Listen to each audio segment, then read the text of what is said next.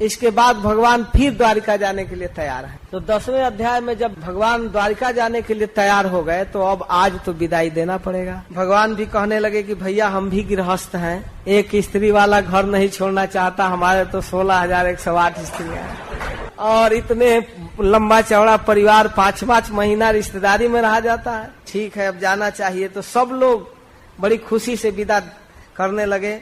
सूत गोस्वामी कह रहे हैं कि सत्संगान मुक्त दुसंगो नातुम होत सहते बुधा कीर्तमानम जसो जस्य सक्रीदाकरण रोचनम। अगर सत्संग के प्रभाव से एक बार भगवान कृष्ण की लीला माधुरी, रूप माधुरी, गुण माधुरी जिसके कान में गिर गया, वो भगवान को छोड़ना नहीं चाहता, रोज उनके गुणों को सुनता है, सुनना चाहता है। सत्संग के द्वारा जिनके चित्त में भगवान आ गए हैं, वह भगवान के मधुर मनोहर सुजस को एक बार सुनकर बार बार सुनना चाहता है, छोड़ने की कल्पना नहीं करता है। वही भगवान जिन पांडवों के साथ बैठे हैं, खाए हैं, सोए हैं, बातचीत किए हैं, जिनका दर्शन, जिनका स्पर्श, जिनसे संलाप, बातचीत करने का अवसर मिला है, उन पांडवों को कृष्ण को के साथ छोड़ने में क्या बीतता होगा अब आप कल्पना कीजिए। केवल कथा सुनने वाले भागवत नहीं छोड़ना चाहते, रोज सुनते हैं, रोज सुनना चाहते, कृष्ण को छोड़ नहीं पाते हैं कथा सुनकर। और जिनसे इतना स्निग्ध संबंध हो गया है वे कैसे कृष्ण को छोड़ सकते हैं। बहुत कठिन काम हो गया पांडवों के लिए। स्त्रियों के आंख में आंसू है, रोना चाहती हैं, आंसू बरबस गिर रहा है, लेकिन कृष्ण की विदाई हो रही है। अब विदाई के समय आंसू देखना अपशकुन है, इसलिए जबरदस्ती से उस आंसू को भीतर दबा रही हैं, अपशकुन न हो जाए, कठिनाई से रोक रही हैं। मृदंग बज रहा है, शंख बज रहा है, वीणा, प्रणव, गोमुखा, सारे पंडित स्वस्ति वाचन कर रहे हैं। बहुत सुंदर विदाई, कृष्ण जा रहे हैं। उद्धव और अर्जुन चामर डुला रहे हैं, छत्र लिए हुए हैं, सात्विकी साथ चल रहे हैं। बहुत सुंदर सीन है। उद्धव सात्विकी शैव बेजने परमाद्भुते, उद्धव और सात्विकी बेजन लिए हैं और बहुत सुंदर पुष्प की वर्षा हो रही है, ऊपर से, छत से भी, रोड पर भी। और इस तरह से सभी लोग चल रहे हैं, अर्जुन साथ में चल रहे हैं, खूब सुंदर छत्र धारण करके भगवान के साथ चल रहे हैं। बहुत सुंदर दृश्य है। द्वारिका भगवान जा रहे हैं हस्तिनापुर से। ठीक उसी समय जब भगवान जा रहे हैं, कुरुकुल की स्त्रियां जो घर से बाहर नहीं निकलती थी, वधुएं, अपने छत पर से कृष्ण को देख रही हैं। रोड पर नहीं आ सकती हैं, लोक लाज है, लेकिन आपस में बैठ करके कृष्ण के विषय में बातचीत कर रही हैं। सूत गोस्वामी कहते हैं कि ऐसी सुंदर बात कर रही हैं कृष्ण के विषय में। कौरवेन्द्र पुरस्त्रीणाम सर्वश्रुति मनोहर। उस कुरुकुल के स्त्रियों का बातचीत सर्वश्रुति मनोहर। सर्वश्रुति मनोहर का मतलब सबके कानों को अपने तरफ बरबस खींच रहा था, अथवा सारे श्रुतियों के चित्त को अपने तरफ खींच रहा था। वो वेदों के सार बोल रही थी। तो बोल क्या रही हैं कि सवई किलायम पुरुषः पुरातनो। अरे सखी, यह वही पुरुष है जो सृष्टि के प्रारंभ में केवल यही एक था और कोई नहीं था। अग्रे गुणेभ्यो जगदात्मनीश्वरे निमीलितात्मा निशिसुप्त शक्तिषु। जब सारी शक्तियां सुप्त हो जाती हैं, सृष्टि पोस्टपोन्ड हो जाती है, एकदम शांत, तो उस समय यही एक पुरुष रहता है जो आज इस तरह से द्वारिका जा रहा है। और यही अपनी शक्ति से, तो फिर सृष्टि कैसे होती है, तो पोस्टपोन्ड हो जाता है। तो कहते हैं कि उस समय फिर अपने ही शक्ति से अपने आप को अलग करते हैं और फिर अपने अंशभूता जीवों को, जो तटस्था है उसको, और अपनी बहिरंगा माया प्रकृति पर दृष्टिपात करते हैं। और तब यह प्रकृति फिर सृष्टि प्रारंभ करती है। प्रधान रूप में जो शांत रहती है वही प्रकृति फिर चालू होती है और फिर विविध नाम और रूप वाली हो जाती है। ब्रह्मा और फिर पंच महाभूत, अहंकार, ये सब उत्पन्न होती है। देखिए ये सब कथाएं कुरुकुल में कौरव वंश में हुआ करता था, तब स्त्रियों को पता है ना, इस सृष्टि के विषय में चर्चा कर रही हैं। और यही वह पुरुष है। सवई अयम सख्यु गीत सतकथो वेदेषु गुह्येषु च गुह्यवाद भी। जिनकी कथा वेदों के ऋचाओं में गुह्य रूप से लिखा गया है, वही पुरुष है जिसको बड़े बड़े विद्वान लोग वेदों में वर्णन करते हैं, रहस्यवादी ऋषि लोग जिनको गाते हैं, और वही इस जगत के सृष्टि पालन और श्रृंगार करता है, फिर भी उसमें फंसता नहीं है। सृजत्यवत्यति न तत्र सज्जते, इसकी अद्भुत लीला है। इस स्थिति को लोग नहीं समझ पाते हैं, अज्ञान बस भगवान के इस महान स्वरूप को नहीं समझते हैं। जब तामसी प्रवृत्ति वाले लोग अधर्म में अपना पेट पालने भोग करने में लिप्त हो जाते हैं, भगवान के ऐश्वर्य को स्वीकार नहीं करते हैं, तब संसार के कल्याण के लिए यही पुरुष बार बार अवतार लेता है। अहो अलम श्लाघ तमम मधुर बनम, अहो अलम श्लाघ तमम जदोकुलम, अहो अलम पुण्य तमम मधुर बनम, जदेश पुंसाम ऋषभ श्रियपति स्वजन्मना संचक्रमणे न चांचती। अहो अलम श्लाघ तमम जदोकुलम, अगर इस संसार में किसी कुल की प्रशंसा की जाए तो सबसे बढ़कर जदकुल है। अहो अलम श्लाघ तमम, श्लाघ तमम का मतलब श्लाघ्य, श्लाघ माने प्रशंसा, प्रशंसनीय, अश्लाघतर माने उससे ज्यादा प्रशंसनीय, श्लाघतम माने सबसे ज्यादा प्रशंसनीय, गुड बेटर बेस्ट, अश्लाघतमम माने द बेस्ट, सबसे ज्यादा प्रशंसनीय है जदुकुल। और फिर अलम, अहो अलम, अलम माने पर्याप्तम, सबसे ज्यादा प्रशंसनीय है जदुकुल। क्यों? पीछे कारण बताएंगे। और फिर कह रही है अहो अलम पुण्य तमम मधुर बनम, और मधुबन जो है वो सबसे पुण्यतम है। पुण्यतमम, पुण्य, पुण्यतर, पुण्यतम, पुण्यतमम, पवित्र, पवित्रतर, पवित्रतम, सबसे ज्यादा पवित्र स्थान है मधुबन ब्रजमंडल। क्या हो गया? किस कारण से इतना पवित्र हो गया? किस कारण से जदकुल इतना प्रशंसनीय हो गया? तो कहते हैं कि जद एष पुंसा ऋषभ, यह ऋषभ श्रेष्ठ पुरुष, श्रियपति लक्ष्मी के पति, यह पुरुष परम पुरुष स्वजन्मना, अपना जन्म लेकर जदकुल के जस को बढ़ा दिया, प्रशंसा को बढ़ा दिया, और चंक्रमणे न चांचती, और पैदल चल चल कर बिना चप्पल जूता के घूम घूम कर ब्रजमंडल की पवित्रता को बढ़ा दिया। जिनके चरण के एक बार के धोवन गंगा आज तक सारे जगत को पवित्र कर रही, तीनों लोग को पवित्र कर रही है। एक बार ब्रह्मा जी धो लिए और वह कमंडल का जल अनवरत पवित्र कर रहा है, इतनी शक्ति गंगा में है।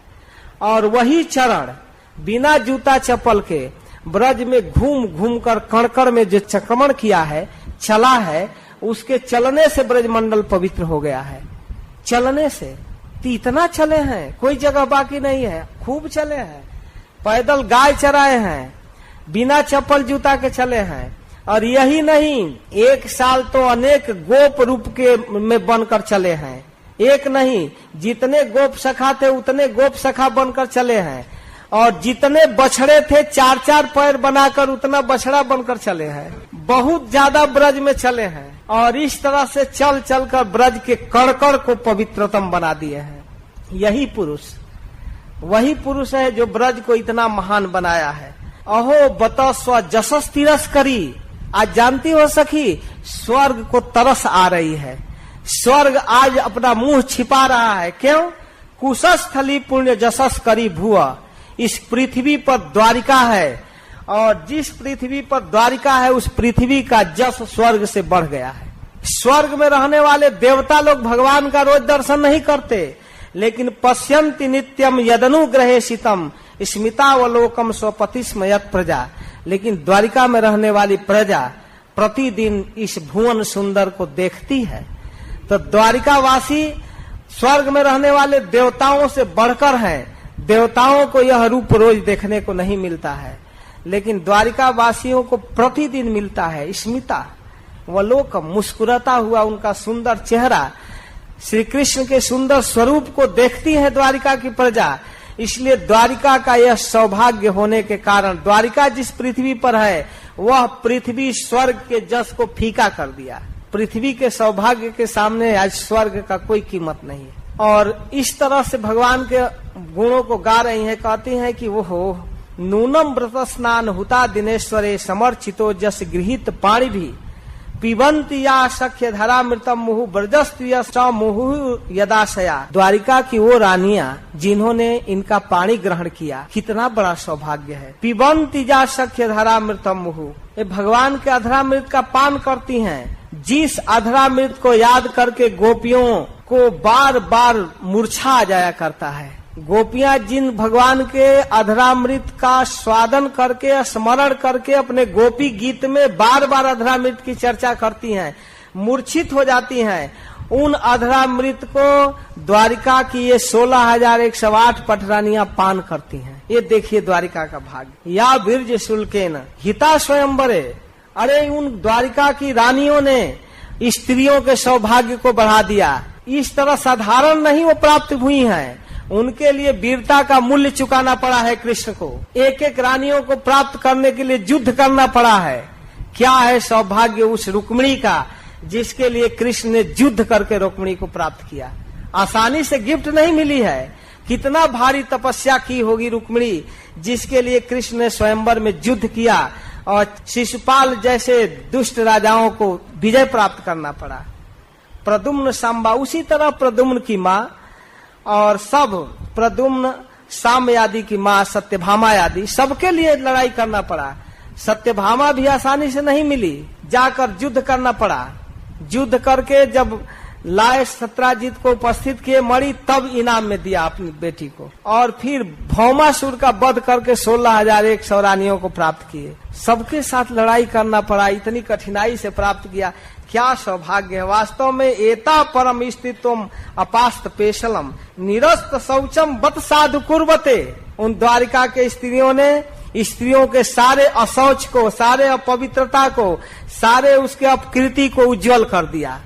कृष्ण को अपना पति बना ली तो उनके स्त्रीत्वम अपास्त पेशलम, स्त्रियों के साथ जो एक कलंक है कि स्त्रियां अशुद्ध रहती हैं, कम बुद्धि वाली हैं, क्या क्या निंदा किया गया है उन सभी।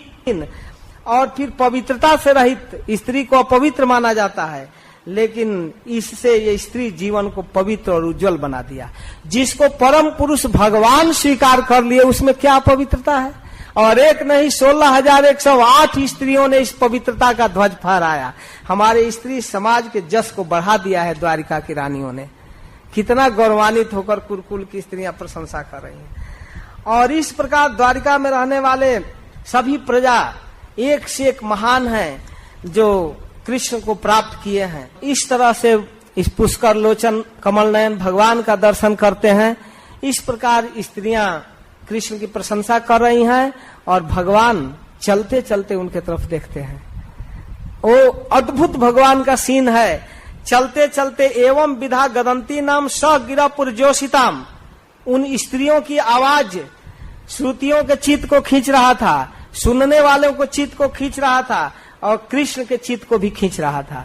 इसलिए भगवान उन पुरजोषिताम के तरफ निरीक्षण अभिनंदन सस्मिते न येऊ हरि, मुस्कुराते हुए उनके तरफ देखे और उनके द्वारा जो वर्णन है उसको एक्सेप्ट करते हुए, स्वीकार करते हुए, आश्वासन देते हुए भगवान चले गए। और स्नेह में महाराज युधिष्ठिर चतुरंगणी सेना भेजे कि कहीं रास्ते में कृष्ण के साथ कोई दुश्मनों का चढ़ाई न हो जाए।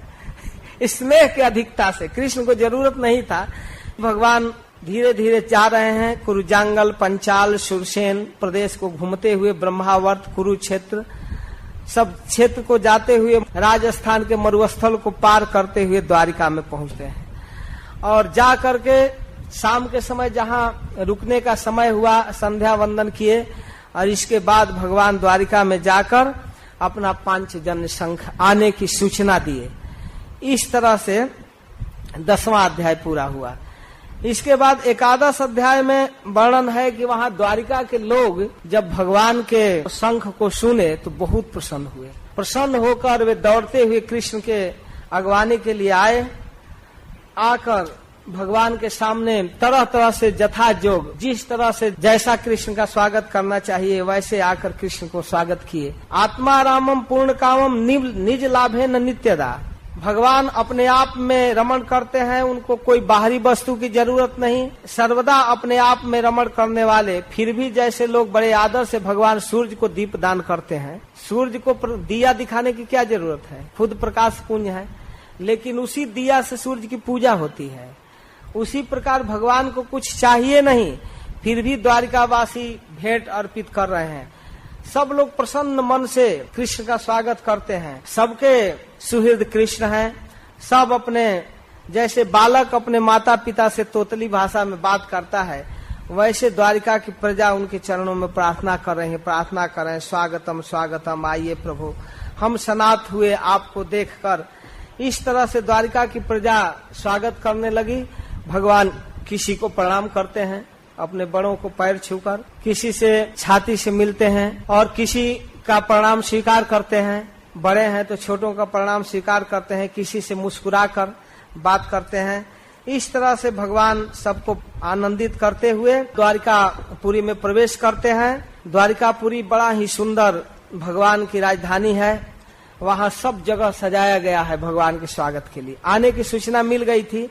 सब जगह सुंदर पुष्प से, फल से, अंकुर से, जल से कलश रखा हुआ है, केला के पत्ते सजाए गए हैं, सब जगह पूर्ण पानी से भरा हुआ कलश रखा हुआ है। सबको भगवान देखते जा रहे हैं। सब सारे दरवाजे को सजाया गया है, सब जगह सुंदर हाथियों को सजा कर रखा गया है। खूब सुंदर वर्णन है। भगवान सबसे पहले अपने माता पिता के महल में प्रवेश किए। बहुत दिन के बाद लौटे हैं तो सीधे पत्नी के महल में नहीं जाते हैं, माता पिता के महल में जाते हैं। बड़े आनंद से देवकी और अपनी समस्त माताओं के चरणों में प्रणाम करते हैं। माताएं उनको गोद में लगाती हैं। स्नेह के कारण माताओं के हृदय भर जाता है, उनके स्तन में दूध आ जाता है। ताप पुत्रम अंकमारोप्य स्नेह स्नूत पयोधरा। जब गोद में लेती है अपने प्रियतम पुत्र को देवकी रोहिणी आदि, तो जब ही गोद में ली थे उनके स्तन से दूध आ गया। हर्ष विह्वलितात्मानम शिशु नेत्र चई जलई। दूध स्तन से चू रहा है और आंख से आंसू। कृष्ण का अभिषेक करा दी। इतना आंसू गिरने लगा कि अभिषेक हो गया। इस प्रकार अभिषेक करने लगी। तब अथा विशद स्वभवनम। इसके बाद भगवान माता पिता से मिलकर तब अपने भवन में जाते हैं। सर्व कामम अनुत्तमम। सभी प्रकार की सामग्रियों से उत्तम भवन। प्रसादा जत्न पत्नी नाम सहस्त्राणी च षोडश। अब भगवान एक बार में ही, बारी बारी से जाने में तो महीनों लग जाएगा, एक बार में ही 16,108 रूप धारण करके सभी महल में एक साथ घुस गए। ये नहीं कि अब आज इनके यहाँ कल उनके यहाँ, इस तरह तो बहुत विलम्ब होगा। तो ये तो भगवान है। एक साथ यत्र पत्नी नाम सहस्त्राणी च षोडश, 16,108 पत्नियों के भवन में प्रवेश किए और पत्नियां उनको प्राप्त करके एकदम संकोच में हो गईं। अहो मेरे प्राणनाथ बहुत दिनों के बाद आए हैं। बड़े आनंद से अपने निकट देखकर एकाएक उठकर खड़ी हुई और उन्होंने केवल आसन ही नहीं बल्कि सारे नियमों का त्याग कर दिया जिन्हें वे प्रवास काल में धारण की थी। पति सामने नहीं रहने पर जो श्रृंगार आदि नहीं करती, वो सबको छोड़कर उस समय उनके सामने लज्जा छा गई। अभी बढ़िया से तैयार नहीं हो पाई थी, संकोच हो गया और भगवान को देख करके अपने आंसू को नहीं रोक पाई। उनके बहुत संकोच हो रहा था, लेकिन विवशता बस उनके आंसू गिर ही रहे थे अपने प्रियतम को देखकर। फिर भी जिनको कभी छोड़ना नहीं चाहती, लक्ष्मी जिनके चरणों को छोड़ना नहीं चाहती, वह भगवान आए हैं और भगवान को प्राप्त करके सभी बहुत प्रसन्न हैं। साक्षात परमेश्वर अपनी लीला से इस मनुष्य रूप में आए हैं और सहस्रों रमणियों में रमण करते हैं, साधारण पुरुष की तरह मिलते हैं। लेकिन सूत गोस्वामी एक अद्भुत बात कहते हैं कि उद्दाम भाव पिशुना मलवल गुहास वीणावलोक निहतो मदनो पिजासाम सम्मूह्य चापम अजहात प्रमदो तमास्ता जसेन्द्रियम विमथितुम कुहकई न शेखु। करें इस प्रकार जिनकी निर्मल और मधुर हंसी उनके हृदय के उन्मुक्त भावों को सूचित करने वाली थी। वो स्त्रियां इतनी सुंदर मुस्कुराती थी, सुंदरी थी। उनके सौंदर्य का वर्णन भागवत में रह रहकर वर्णन है। रुक्मिणी जी के सौंदर्य का वर्णन है कि जिस समय वो देवी पूजन के लिए गई थी और कृष्ण के आने का सूचना मिल चुका था, एकदम उचित समय का इंतजार कर रही थी कि अब प्रियतम आएंगे और मुझको हरण करेंगे। गांव से बाहर देवी मंदिर में निकली हैं, तो पूजन करके जब निकलती हैं तो उस समय अपने घूंघट को थोड़ा सा हटा करके अपने प्रियतम को देखना चाहती हैं, किधर है, आगे पीछे इधर उधर देख रही हैं। और उस थोड़ा सा घूंघट हटाने से वहां जो राजा उपस्थित हैं, जो शिशुपाल के तरफ से रुक्मिणी की रक्षा के लिए लोग खड़े हैं, उन राजाओं की दृष्टि जब रुक्मिणी के सौंदर्य पर पड़ा, मुख पर, बेहोश होकर गिर पड़े। उनके हाथ का हथियार छूट पड़ा, वो धरती पर गिर पड़े, एकदम मैदान खाली हो गया और भगवान आए और रुक्मिणी को रथ पर बैठा लिए। युद्ध नहीं करना पड़ा। ये है रुक्मिणी के सौंदर्य का वर्णन। इस तरह से अपने उद्दाम भाव, अपने सुंदर मधुर मुस्कान, अपनी लजीली चितवन, विश्व विजयी कामदेव भी अपने धनुष को छोड़ देता है, गिर जाता है। वे कमनीय कामनी स्त्रियां, कामनियां अपने काम विलास से जिनके मन में कभी क्षोभ पैदा नहीं कर पाई, उन असंग भगवान कृष्ण को संसारिक लोग अपने समान समझने हैं। हाँ, ये उनकी मूर्खता, धिक्कार है। सुत गोस्वामी कहते हैं, जसे इंद्रियम विमथितुम कुहकई न सेकु। इतना सौंदर्य, इतना हाव भाव, इतनी सुंदर मधुर मुस्कान और क्या, लेकिन कृष्ण के चित्त को नहीं खींच पाई वो स्त्रियां। वो तो तरसती रह गई कि वास्तव में गोपियों ने क्या किया है कि आज भी राधा, ललिता, विशाखा को भूल नहीं पा रहे हैं। संबोधन रुक्मिणी को करना है तो राधे करते हैं। वो तो तरसती रह गई कि गोपियों ने क्या किया है इनके साथ। उनको यह विश्वास नहीं हुआ कि कृष्ण हमारे रूप से, हमारे व्यवहार से संतुष्ट है।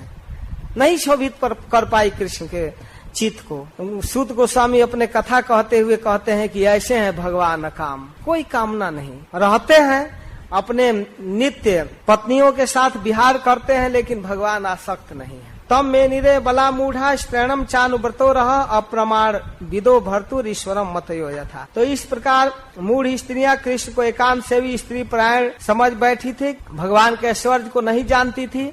उनको कभी कभी भ्रम हो जाता था, लेकिन भगवान असंग है। इस प्रकार की कथा कहकर फिर महाराज परीक्षित के जन्म की कथा कहते हैं। महाराज परीक्षित की जन्म की कथा कहते हुए सूत गोस्वामी कहते हैं कि महाराज युधिष्ठिर बड़ा ही सुंदर शासन कर रहे थे। उनके शासन में किसी प्रकार की कोई कमी नहीं थी। शौनक जी का एक प्रश्न है कि जो अत्यंत तेजस्वी ब्रह्मास्त्र चलाया गया था अश्वत्थामा के द्वारा, उत्तरा का गर्भ नष्ट नहीं हुआ, जीवित हो गया, तो उस गर्भ से पैदा हुआ वो परीक्षित, जिनको सुखदेव गोस्वामी उपदेश करेंगे, उनके जन्म की कथा सुनना चाहते हैं। कहते हैं कि हाँ, उस कथा को तो कहना ही है, उसी की तो भूमिका चल रही है। धर्मराज युधिष्ठिर अपनी प्रजा का पालन कर रहे थे, बहुत सुंदर। उस समय बड़े बड़े यज्ञ किए कृष्ण की प्रसन्नता के लिए।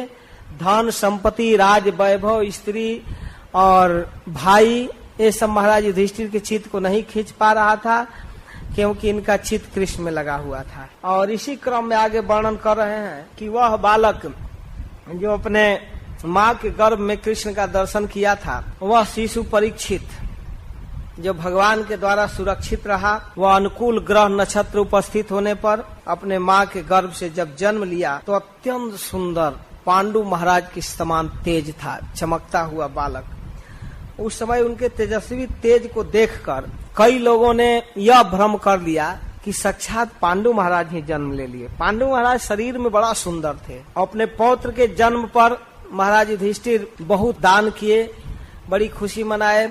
महर्षि धौम्य, कृपाचार्य आदि ब्राह्मणों से स्वस्ति वाचन और जात कर्म संस्कार कराए, बहुत दान दिए।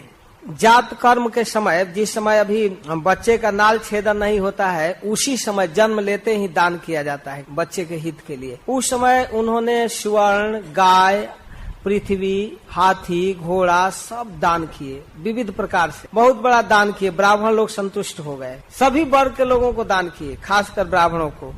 इसके बाद ब्राह्मण लोग संतुष्ट होकर महाराज युधिष्ठिर को बहुत आशीर्वाद भी दिए और कहे कि हे पुरवन शिरोमणि, आपका बालक इस कुरुकुल के जस को बढ़ाने वाला है, कुरुकुल मिटने वाला था, ये अंतिम बीज के रूप में है। भगवान ने इसकी रक्षा की है, विष्णु ने इस बालक की रक्षा की है, इसलिए इस बालक का नाम रहेगा विष्णुरात। कृष्ण रक्षा किए तो विष्णुरात क्यों? कृष्ण का नाम ही विष्णु है, विष्णु हरि है। विष्णु का अर्थ है सर्वव्यापक, रथ पर भी है, उत्तरा के गर्भ में भी है, सर्वव्यापक, इसलिए विष्णु। तो विष्णु के द्वारा राति इति विष्णुरात, इसका एक नाम होगा विष्णुरात। महाराज युधिष्ठिर जिज्ञासा करने लगे, इसका थोड़ा कुंडली बताइए। तब कहते हैं यह बड़ा तेजस्वी होगा, इक्ष्वाकु के समान महाराज प्रजा का पालन करेगा, दशरथ नंदन राम की तरह तेजस्वी होगा, सत प्रतिज्ञ होगा, ब्राह्मण भक्त होगा, यह शिवी महाराज की तरह उदार होगा। सारा गुण एक राजा में है, परीक्षित में। धनुर्धारियों में सहस्त्राबाहु अर्जुन और अपने दादा अर्जुन के समान होगा, दोनों अर्जुन के समान। यह अग्नि के समान तेजस्वी होगा, समुद्र के समान गंभीर होगा, सिंह के समान पराक्रमी होगा, हिमालय की तरह यह अचल होगा अपने सिद्धांत। तितिक्षु होगा, सहनशील होगा। इसमें पितामह ब्रह्मा के समान समता रहेगी, भगवान शंकर के समान कृपालु होगा, आशुतोष होगा। आश्रय देने वाले में भगवान विष्णु के समान होगा। सारे ब्रह्मा विष्णु के गुण इसी में है। समस्त सद्गुणों को धारण करने वाला कृष्ण के समान होगा। अरंती देव के समान उदार होगा, महाराज जजाति की तरह धार्मिक होगा। धैर्य में बलि महाराज के समान होगा और निष्ठा में कृष्ण भक्ति में प्रहलाद महाराज के समान होगा। इस तरह से यह राजर्षि सब तरह से सर्वश्रेष्ठ गुणों से संपन्न होगा। यह धर्म की मर्यादा की रक्षा करेगा, कलयुग का दमन करेगा, लेकिन अपने जीवन के अंत में एक ब्राह्मण कुमार के श्राप से ग्रसित हो जाएगा और इसको तक्षक डसेगा और तक्षक के डसने से महाराज युधिष्ठिर का होश उड़ गया। एक क्या सुना दिए, एक ब्राह्मण का श्राप और वो भी तक्षक सांप डसेगा। तो कहते हैं नहीं महाराज, आपको ऐसा शोक नहीं करना है। ब्राह्मण का श्राप तो लगेगा, लेकिन व्यास नंदन सुखदेव गोस्वामी के मुख से श्रीमद् भागवत सुनेगा और गंगा के तट पर भागवत श्रवण करके शरीर त्याग करेगा।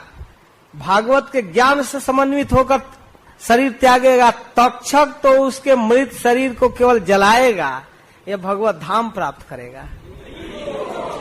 तो इस तरह से महाराज युधिष्ठिर खुश हो गए। अच्छा, तो उनका तो होश उड़ गया कि ब्राह्मण का कौन अपराध कर दिया कि श्राप मिल गया। ऋषियों के इस प्रकार की बात सुनकर महाराज बहुत संतुष्ट हुए, संतुष्टि से दान दिए। बाद में ब्राह्मणों ने देखा कि यह बालक बड़ा ध्यान से सबके तरफ देखता है। वह उस व्यक्ति को खोज रहा है जो माता के गर्भ में आकर रक्षा किया था। वो कहाँ है, उसको ढूंढ रहा है। तो बालक अपने जीवन में कृष्ण को देखा, गर्भ में जिसे देखा था वो सामने भी देखा। परीक्षित के जीवन में कृष्ण थे तो कृष्ण को देखा, तो बड़ी परीक्षा की दृष्टि से देखता था वह पुरुष कहाँ है, परीक्षित। परीक्षित परीक्षा की दृष्टि से देखने के कारण ब्राह्मणों ने एक दूसरा नाम रखा, परीक्षित। यह परीक्षा कर रहा है, देखना चाहता है किसी को, तो इसलिए एक नाम विष्णुरात और दूसरा नाम परीक्षित। इस तरह से फेमस हुआ। इस तरह की कथाएं हैं। फिर 13वें अध्याय में सूत गोस्वामी अचानक विदुर जी की कथा करते हैं। 35 वर्षों तक भारतवर्ष के भ्रमण करने के बाद महाभारत का युद्ध समाप्त हुआ। महाराज युधिष्ठिर राजा हुए, भगवान कृष्ण भी अपने लोक को चले गए। इसके बाद विदुर जी बड़ी संतप्त भाव में आए ब्रजमंडल का दर्शन करने, और वहां उद्धव जी से भेंट हुआ।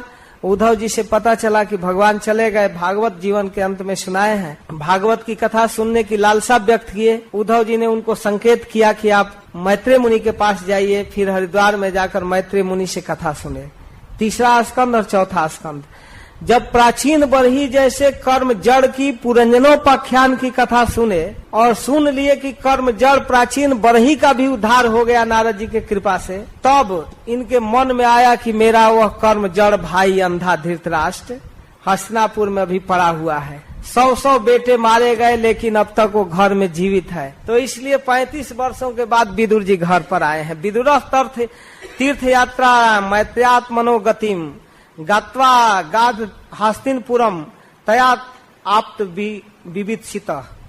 जब वो हस्तिनापुर में आए तो उनको देखकर महाराज युधिष्ठिर बड़ा खुश हुए। वाह, चाचा जी आ गए। लेकिन चाचा जी रहने के लिए नहीं आए हैं। अवसर पा करके एक दिन अपने भाई धृतराष्ट्र के पास पहुंचे और पहुंच करके लगे समझाने, भैया हद हो गया। पितृ भ्रातृ सुहित पुत्रा हतास्ते विगतम वय आत्मा च जराग्रस्त पर गेहम उपासते। भाई मारे गए, पांडु महाराज मरे, पिता की मृत्यु हुई, भाई की मृत्यु हुई, सुहृद मारे गए, 100 बेटे मारे गए, शरीर जर्जर हो गया, फिर भी घर में रहना चाहते हैं। वो भी अपना घर नहीं है। अब पर गेहम उपासते, किसका घर है? अब युधिष्ठिर का घर है, भीमसेन का घर है। जिस भीमसेन ने आपके एक एक नहीं 100 बेटों को गिन गिन कर मारा है, आज 13, आज 7, आज 9, इस तरह से गिन गिन कर मारा है 100 पुत्रों को।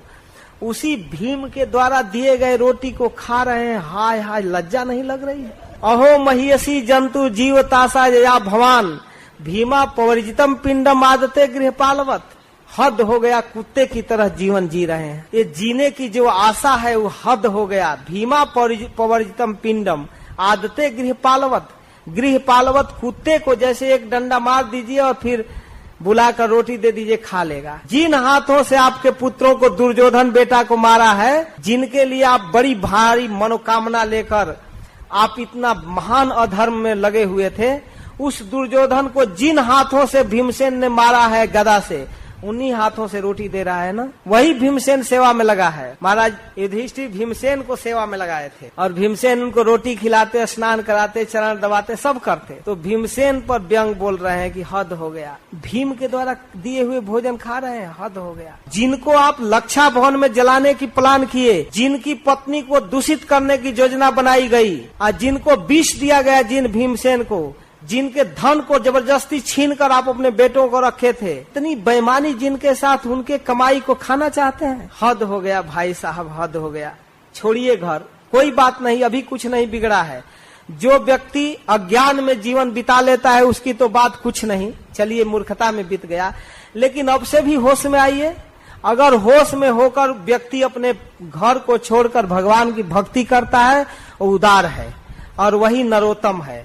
यह स्वकात परतो बेह जात निर्वेद आत्मवान। अगर किसी भी समय वैराग्य हो जाए और हरि को हृदय में रहकर घर छोड़ दिया जाए, वह व्यक्ति श्रेष्ठ मनुष्य है। चलिए अभी भी कुछ नहीं बिगड़ा है। चलिए, इतना भारी गंभीर प्रीचिंग किए कि एकदम हृदय में लग गया। जिस प्रीचिंग को एक बार अक्रूर जी कर रहे थे तो धृतराष्ट्र कह रहा था, हे अक्रूर जी, आपका ज्ञान मेरे शरीर पर वैसे टकरा रहा है जैसे आकाश की बिजली वैदुर्य मणि पर पड़े, चमके चक दे चमकता है लेकिन रुकता कितना देर है। लाइट तो बहुत तेज होता है आकाश की बिजली का, लेकिन स्फटिक मणि पर यदि पड़े तो मणि तो ऐसे चमकता है, अब फिर ऊपर से बिजली का प्रकाश तो बहुत ज्यादा प्रकाश होता है लेकिन ठहरता नहीं है। सौदा मणि जथा, उसी प्रकार आपका ज्ञान टीक नहीं रहा है मेरे हृदय में।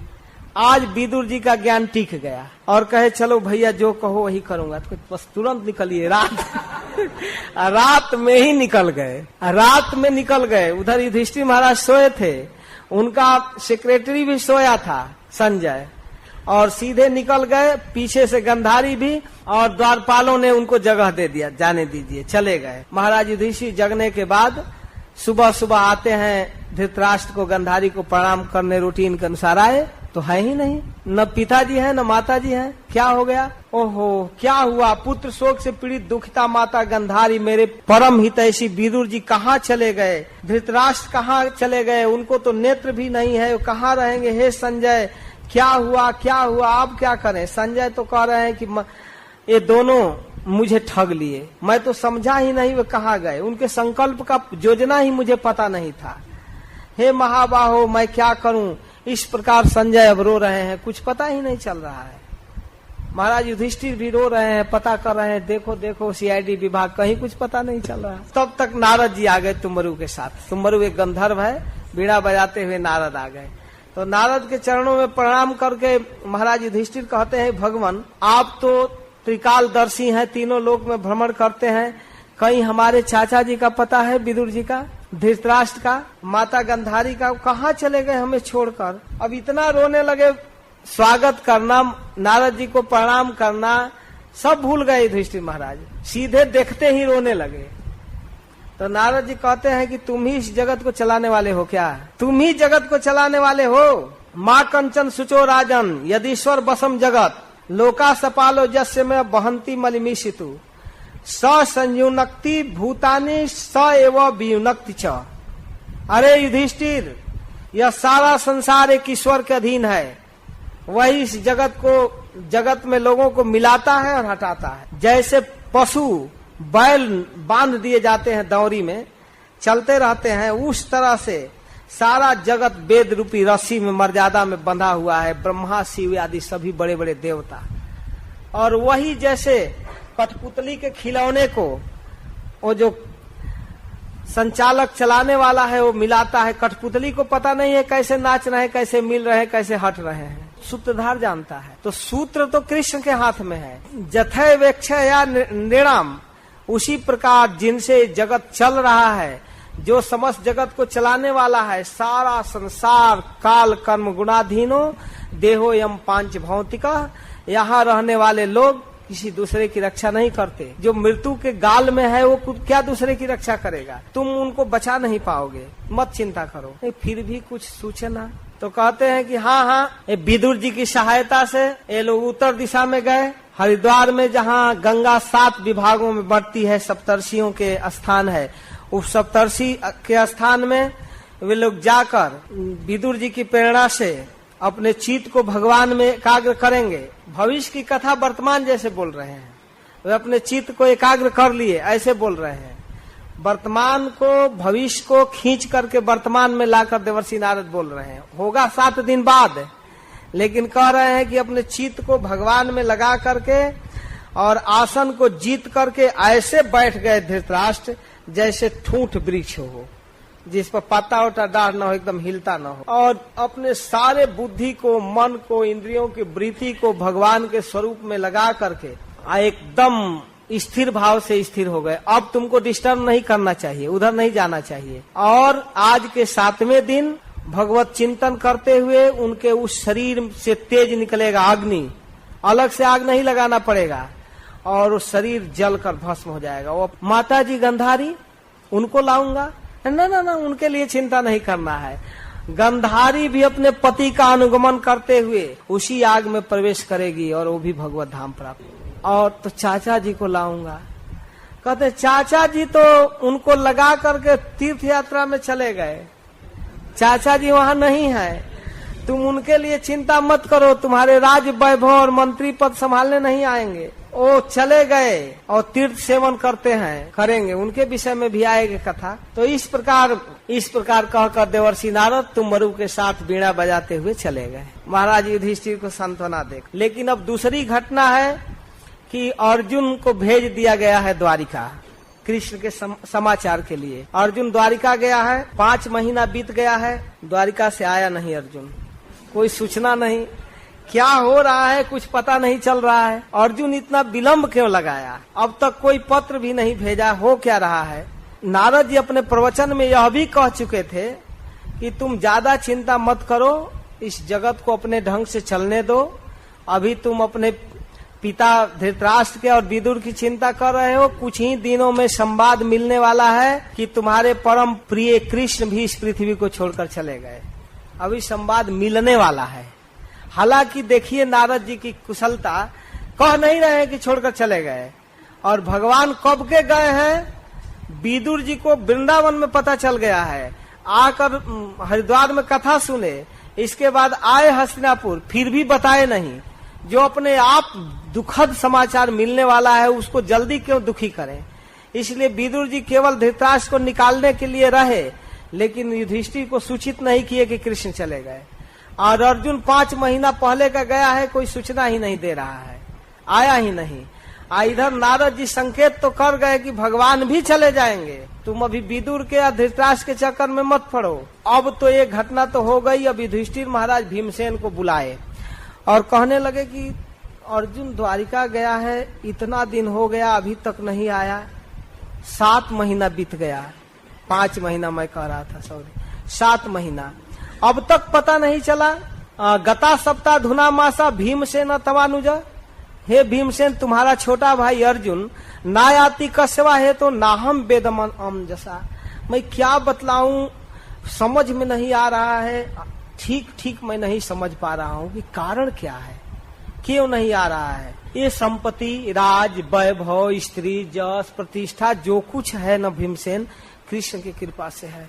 ये तो क्षण क्षण में रियलाइज करते थे महाराज युधिष्ठिर। क्या कहा जाए, हमारा मन नहीं लग रहा है, हमको केवल अपशकुन दिखाई दे रहा है, बार बार हमारी बाएं जांघें, भुजाएं और आंख फड़क रही है, हृदय धड़क रहा है। मैं क्या बताऊं, ये मुंह में आग निकालते हुए ये सियार सूरज के ओर मुख करके सुबह सुबह फेंका रहे हैं, बोल रहे हैं, आवाज कर रहे हैं। कुत्ता बिल्कुल निर्भय चल रहे हैं और ये गधे आदि पशु मेरे बाएं तरफ से चलते हैं। क्या करें, बुरे पशु दाहिने करके चलते हैं और गाय आदि बाएं करके चलती हैं। बड़ा बुरा दिन आ गया, सब जगह अपशकुन दिखाई दे रहा है, मूर्तियों में आंसू गिर रहा है, गाय गौशाला में रो रही हैं, बादल में गर्जन बहुत है, लगता है बादल खून बरस रहा है, सूर्य की प्रभा देखो फीकी पड़ गई है, आकाश परस्पर ग्रहों से नक्षत्रों से टकरा रहे हैं, इस नदी नद चारों तरफ क्षुब्ध, मेरा मन बड़ा कांप रहा है, बहुत शोक में है। अरे समझ में नहीं आ रहा है भीमसेन क्या बोले। भीमसेन चुपचाप सुन रहे हैं। कहते हैं भीमसेन देखो, मुझको लगता है ना कि देवर्षि नारद का किया हुआ संकेत पूरा हो गया। ये पृथ्वी जो सौभाग्यशाली हो विधवा हो गई। अब पृथ्वी के सुहाग जो है मांग का सिंदूर कृष्ण के चरण, वो भागहीना भूमि भगवान के ध्वजा वज्र अंकुश आदि विलक्षण चिन्हों से युक्त चरण चिन्ह को खो चुकी है। हमको ऐसा लग रहा है। तब तक पता चला कि अर्जुन आ गया। अर्जुन आ गया तो महाराज युधिष्ठिर को थोड़ी प्रसन्नता हुई, अर्जुन आ गया। लेकिन अर्जुन इतना आतुर है, इतना आतुर है, इतना रो रहा है कि महाराज कभी वैसा अर्जुन को देखे नहीं थे।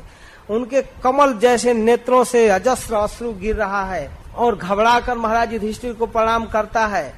देवर्षि नारद की बात याद करके अर्जुन से महाराज युधिष्ठिर पूछते हैं, क्या भाई क्या हो गया? द्वारिका में सारे संबंधी ठीक से हैं? कृष्ण बलराम ठीक से हैं? जादव लोग ठीक हैं? सुरसेन जी ठीक है? वसुदेव ठीक है? उनकी पत्नियां रोहिणी देवकी आदि ठीक से हैं? सबको पूछते हैं एक एक नाम रखकर। उनके पुत्र ठीक हैं? देवक जी ठीक हैं? और कृतवर्मा अक्रूर जयंत आदि सब कुशल से हैं ना? और कृष्ण के वीर पुत्र प्रद्युम्न आदि ठीक से हैं? अनिरुद्ध ठीक से है? सबका समाचार पूछते हैं। अरे सब तरह से सुधर्मा सभा में कृष्ण सुख से विराजमान है ना, लेकिन ये रोते जा रहे हैं, रोते जा रहे हैं। अरे कृष्ण अपने पत्नियों के साथ, राज रानियों के साथ कुशल पूर्वक है ना? अरे सबके साथ तुम पहले अपने विषय में बतलाओ, तुम ठीक से हो? तुम्हारा स्वास्थ्य ठीक है ना? कोई मानसिक दैहिक पीड़ा तो नहीं है? क्या हो गया? अरे भाई अर्जुन बताओ तो सही, तुम स्वयं ठीक से हो? तुम मुझे श्रीहीन देख रहे हो भैया, बड़ी रो रहे, बहुत दिनों के बाद आए हो। क्या द्वारिका में तुम्हारा कोई अपमान कर दिया, या कहीं तुम्हारे सम्मान में कमी हो गई जिसको याद करके रो रहे हो? किसने अपमान किया है तुम्हारा? कहीं तुम दुर्भाव और अमंगल वचन तो कोई नहीं बोल दिया, कोई गाली दे दिया है क्या छोटा व्यक्ति? अथवा तुम्हारे पास कोई याचक आया, कुछ मांगा और तुम दे नहीं पाया, बाद में पछता रहे हो? तुमने कोई प्रतिज्ञा किया और उसे पूरा नहीं कर पाया, इसके लिए रो रहे हो? तुम्हारे शरण में आए हुए अपने शरणागतों की रक्षा तुमने नहीं कर पाया, या ब्राह्मण की, गाय की और बच्चों की, वृद्धों की, रोगियों की तुमने रक्षा नहीं किया? क्या किया? आखिर श्रीहीन क्यों दिख रहे हो? कहीं तू अगम्या स्त्री के साथ गमन तो नहीं किया है और बाद में मेरे सामने तुमको ग्लानि हो रही है? क्या हो गया है? अरे कहीं अपने से छोटे या बराबरी वालों से युद्ध में हार तो नहीं गए हो? अजय विजेता अर्जुन का जस चला गया, ऐसा तो नहीं हुआ है? कहीं भूख में किसी बूढ़े को और बच्चों को अपमान करके खा लिया? कोई भूखा बच्चा वहीं मांग रहा है, उसको नहीं दिया और बाद में रो रहे हो? कौन सा निंदित कर्म किए हो? बताओ तो सही। हो न हो ये सब कारण नहीं है। बोलता नहीं है इसका मतलब ये कारण नहीं है। क्या तुम अपने परम प्रिय, अभिन्न मित्र, परम सुहृद श्री कृष्ण से रहित हो गए हो? क्या कृष्ण इस पृथ्वी को छोड़कर चले गए? निश्चित रूप से तुम कृष्ण से शून्य हो गए हो। इसके अलावा तुम्हारी मानसिक पीड़ा का और कोई कारण नहीं हो सकता। तब अर्जुन बोलने का कोशिश करते हैं, कहते हैं कि हे महाराज, मेरे भाई, मेरा घनिष्ठ मित्र, मेरा सारथी, जो भी कहिए, वह बंधु हरि मुझको ठग दिया। वो मुझे ठग दिया जिनके कृपा से मैं इतने देवताओं को भी आश्चर्य में डालने वाला वीरता प्राप्त किया था, वो कृष्ण अब चले गए। जिनके क्षण भर वियोग से अप्रिय हो जाता है, जिनके दर्शन से सारे मंगल छा जाता है, उस कृष्ण से मैं रहित हो गया। अब कृष्ण के गुणों को स्मरण कर रहे हैं, एक एक महाभारत की कथाएं याद कर रहे हैं। जिनके कृपा से मैंने खांडव वन जलाया, एक बार देवराज इंद्र को चुनौती किया, और जिसमें मैं दानों को मैंने प्राप्त किया और मैं दानों ने आपके लिए सभा बनाया है, उसको मैंने अपने अधीन किया। जिनके कृपा से मैंने बहुत सारे युद्ध जीते, महाभारत युद्ध में अनेक दुरंत वीरों को हराया, दुर्वासा के विशाल श्राप से जिन्होंने कृपा करके वनवास के समय उपस्थित होकर जो हमारी रक्षा की, वो कृष्णम नहीं है। बहुत बात कहते हैं, मैं देवताओं की सहायता करने के लिए स्वर्ग में गया था, इंद्र के बराबर आसन पर बैठने का अधिकार मिला। तत्रैव में विहरतो भुजदंड जुग्म, मैं अपने इन दोनों भुजाओं से देवताओं की सहायता किया। ओ कृष्ण आज मुझको छोड़कर चले गए, मैं उनके द्वारा ठग लिया गया। विविध प्रकार की याद कर रहे हैं। क्या मैं बताऊं, महाभारत युद्ध में भीष्म, कर्ण, गुरु, द्रोणाचार्य, शल्य बड़े बड़े राजाओं को जो पराजित किया, आगे चलता था आपकी रथ, जिनके कृपा से मेरा रथ आगे चलता था, वह कृष्ण मुझको छोड़कर चले गए। कृष्ण के गुणों का स्मरण करते हुए कहते हैं कि भैया जिनके साथ मैंने मजाक किया, व्यंग बोला, हे पार्थ, हे सखे, हे कुरुनंदन, इस तरह से जो मुझको संबोधन करते थे, मित्र कहते थे, पार्थ कहते थे, कुरुनंदन कहते थे, सखा कहते थे, और मैं उनको मजाक में धूर्त, झूठा, क्या क्या नहीं करता था। कितना नरमाणी उदार रुचिरा स्मित शोभितानी, वो सब रूप मुझे व्यथित कर रहा है। बार बार मुझको याद आ रहा है, स्मर्त लुठंती हृदय मम माधवस्य, उस माधव का वह स्वभाव मुझे याद आ रहा है। एक साथ सोना, एक साथ खाना, एक साथ चलना, सब कुछ मुझे याद आ रहा है। लेकिन क्या कहूं, मैं उनसे रहित हो गया। आज वही अर्जुन, वही विश्व प्रसिद्ध गांडीव, मैं भगवान के उन पत्नियों को लेकर आ रहा था। रास्ते में साधारण डंटा लाठी से कोल, भील और गोप मुझे हरा दिए और उनको छीन लिए। कहाँ गया वह अर्जुन का पुरुषार्थ, कहाँ गया वह बल? कुछ नहीं है राजन, सब कुछ कृष्ण में है। कृष्ण के उपस्थिति से सब में बल है, नहीं तो उनके क्षण भर के वियोग से सब कुछ रहित हो गया। इस तरह से कृष्ण के विषय में कहकर कहते हैं घटना क्या हुआ। और आगे कहते हैं कि जादव लोग आपस में बारूणी मदिरा पिए और आपस में युद्ध करके परस्पर चले गए, मार दिए गए। 2-4-5 लोग बचे हुए हैं और भगवान भी हम सबको छोड़कर अपने नित्य धाम को चले गए। मेरे लिए कुछ आदेश पत्र दिए थे, उस आदेश का भी पालन मैं नहीं कर पाया। पत्नियों को लाना था हस्तिनापुर। इस बात को सुनकर महाराज युधिष्ठिर तत्काल मौन हो गए और तुरंत अपना राज मुकुट अपने पौत्र परीक्षित को सौंप करके और महाप्रयाण के लिए, हिमालय के लिए तैयारी कर लिए। तुरंत उसी दिन नहीं, फिर जादवों में बचे हुए वज्रनाभ को महाराज युधिष्ठिर बुलाए और मथुरा मंडल का राज उनको सौंपे।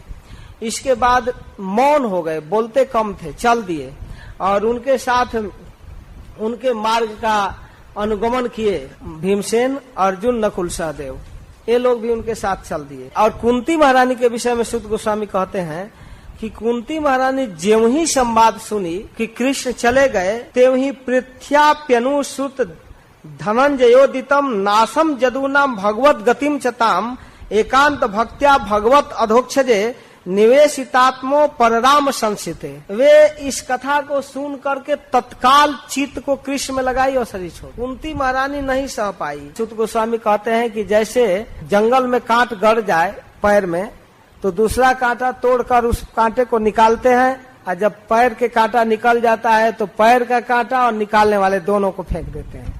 वैसे भगवान ने जादवों की सहायता से पृथ्वी में बड़े हुए दुष्टों का विनाश किए और फिर जब काम हो गया तो उनको भी हटा दिए, अपने धाम में भेज दिए। तो इस प्रकार अपने पौत्र परीक्षित को राज देकर, जो गुण में हूबहू युधिष्ठिर के समान था, उस बालक को राज दिए और बड़ा निश्चिंत भाव से जा रहे हैं। राज संभालने की टेंशन नहीं है महाराज युधिष्ठिर को, और पीछे पीछे भाई लोग चले गए। महारानी द्रौपदी भी उनका अनुगमन की और इस प्रकार महाराज युधिष्ठिर महाप्रयाण किए। द्रौपदी च तदाज्ञाय पतिनाम अनपेक्षताम वासुदेवे भगवती हेकांतम मतिरापतम। तो द्रौपदी अनन्य भाव से कृष्ण में अपना चित्त लगाकर कृष्ण को प्राप्त कर गई। और उसी क्रम में विदुर की कथा भी कह देते हैं सुत गोस्वामी कि विदुरोपि परित्यज प्रभासे देहमात्मवान। विदुर जी भी भगवान का स्मरण करते हुए अंत में प्रभास क्षेत्र में गए। कृष्णा वैसे न तत्चित पितृभि स्वच्छयम जयु, और प्रभास क्षेत्र में जाकर उन्होंने